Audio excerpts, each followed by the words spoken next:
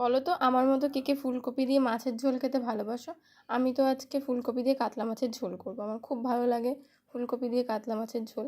তাই জন্য দেখো ফুলকপিগুলোকে আমি কেটে নিচ্ছি। আমি দুটো ফুলকপি ভালো করে টুকরো করে কেটে নিয়ে জলে ধুয়ে ওটাকে আমি বসিয়ে দিলাম সেদ্ধ করতে। এই যে এবার এতে তেল নিয়ে আমি মাছগুলোকে সব নুন হলুদ মাখিয়ে এবার এর মধ্যে ভাজতে বসিয়ে দেবো। শীতকালে নানান রকমের সবজি পাওয়া যায়, তার মধ্যে ফুলকপিটা খেতে খুব ভালো লাগে আমার। এবার তোমাদের কার কোনটা ভালো লাগে আমাকে বলো কমেন্ট করে। এই যে দেখো মাছগুলোকে আমি ভাজতে বসিয়ে দিয়েছি। এই যে মাছগুলো আমার ভাজা হয়ে গেছে, এবার একে একে মাছগুলোকে তুলে নেব। নেওয়ার মধ্যে ওই তেলের মধ্যে আমি একটু জিরে দেবো, দিয়ে আলুগুলোকে ভাজবো। আলুগুলো আমার লাল লাল হয়ে গেলে আমি আলুগুলোর মধ্যে ফুলকপিটা দিয়ে ফুলকপিটাকে ভালো করে ভেজে নেব। এই যে সিদ্ধ হয়ে যাওয়া ফুলকপিগুলোকে আমি সব দিয়ে দিলাম, জল ঝরিয়ে রেখেছিলাম। এই যে এবার এগুলোকে ভেজে নিচ্ছি। এগুলোকে ভালো করে লাল লাল করে ভেজে নেবে। নেওয়ার পরে আস্তে আস্তে দেখো আমি এগুলো সব তুলে দিচ্ছি। এবার ওই এক তেলের মধ্যে আমি আরেকটু তেল দেবো, দিয়ে আমি পেঁয়াজ বাটা, আদা বাটা, রসুন বাটা সব কিছু দিয়ে ভালো করে নাড়াচাড়া দেবো। ওর মধ্যে এবার আমি একে একে নুন দেবো। এবার আমি আরেকটু নুন দেবো, দিয়ে এবার ভালো করে মশলাটাকে কষাবো।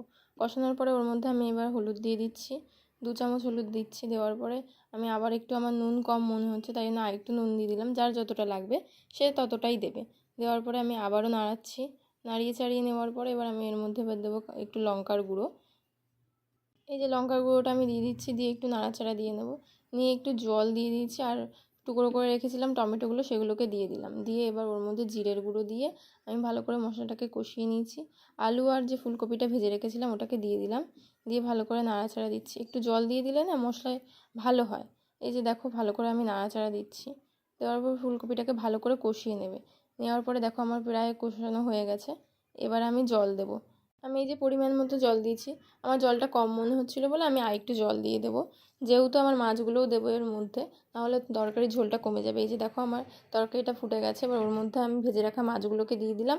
দেওয়ার পরে এবার আমার তরকারিটা আরেকটু ফোটার পরে আমি ওর মধ্যে যে ধনেপাতাগুলো কুচিয়ে রেখেছিলাম সেগুলোকে সব দিয়ে দিলাম। দেওয়ার পরে দেখো আমার তরকারিটা কমপ্লিট। বলো তো তোমরা কে কে এরকম কাতলা মাছ ফুলকপির তরকারি খেতে ভালোবাসো? তারা আমাকে একটু কমেন্ট করে জানিও। তো ভিডিওটা ভালো লাগলে সবাই লাইক, কমেন্ট, শেয়ার, সাবস্ক্রাইব করো। তো আজকের ভিডিওটা এইটুকুনি। তো ভালো লাগলে লাইক করো। তো দেখা হচ্ছে তোমাদের সাথে নেক্সট ভিডিওতে।